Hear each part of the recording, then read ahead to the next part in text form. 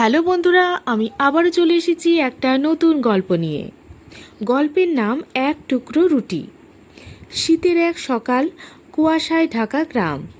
এক বুড়িমা, নাম রাধামা, কুড়ে ঘরে একা থাকেন। ছেলে মেয়ে কেউ নেই, উপার্জন নেই। প্রতিদিন সকালবেলা মন্দিরের সামনে বসে ভিক্ষা করেন। সেদিনও তিনি বসেছিলেন, পেট খালি, ঠোঁট শুকনো। তখন এক গরিব কাঠুরে, তার নাম গোপাল, তার পাশ দিয়ে যাচ্ছিল। তার ঝুলিতে ছিল মাত্র একটা রুটি আর সামান্য ভাত। রাধামা বললেন, বাবা, একটু খাবার দেবে? গোপাল থমকে দাঁড়ালো। তার নিজেরও ক্ষুধা লেগেছে, সকাল থেকে কিচ্ছু খায়নি। এক মুহূর্তের জন্য সে ভাবল, আমি দিলে আমি কি খাবো?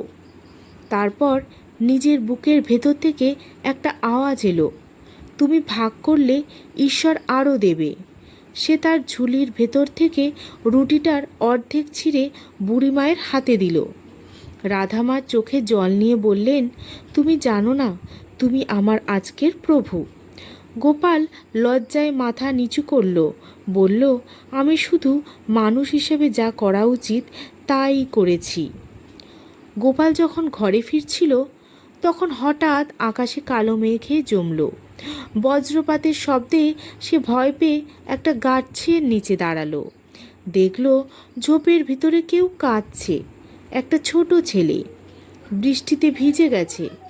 তার হাতে একটা মাটির হাঁড়ি, ভেতরে কিছু টাকা আছে, যা তার বাবার ঔষধ কেনার জন্য ছিল। বৃষ্টিতে সে পড়ে গিয়ে হাঁড়ি ভেঙে ফেলেছে। গোপাল ছেলেটিকে দেখে বলল, কেঁদো না, আমি কিছু করব। সে নিজের ছোট্ট ঘরে গিয়ে রাধা মায়ের থেকে পাওয়া আশীর্বাদের রুটির টুকরো মনে করে নিজের সঞ্চয় মাত্র 10টা টাকা ছেলেটির হাতে তুলে দিল। ছেলেটি হাসল, দৌড়ে চলে গেল বাবার কাছে। রাতের বেলা গোপাল ঘুমোতে যাচ্ছে, তখন কেউ দরজায় নক করল। দেখে সেই ছেলেটা ও তার বাবা দাঁড়িয়ে আছে দরজার কাছে। বাবার হাতে এক থলে চাল, ডাল আর কাপড়। লোকটা বলল, তুমি আমার ছেলেকে বাঁচিয়েছ, আমি তোমার উপকার কখনো ভুলব না। আমি শুধু যেটা পেয়েছিলাম সেটা ভাগ করে দিয়েছি। গোপাল হেসে ঠিক এই কথাটাই বলল, যখন তুমি দয়া করো, ঈশ্বর তার 10 গুণ ফেরত দেন। মানুষের আসল ধন টাকা নয়, মানবতা। কেমন লাগলো বন্ধুরা আজকের এই ভিডিওটি?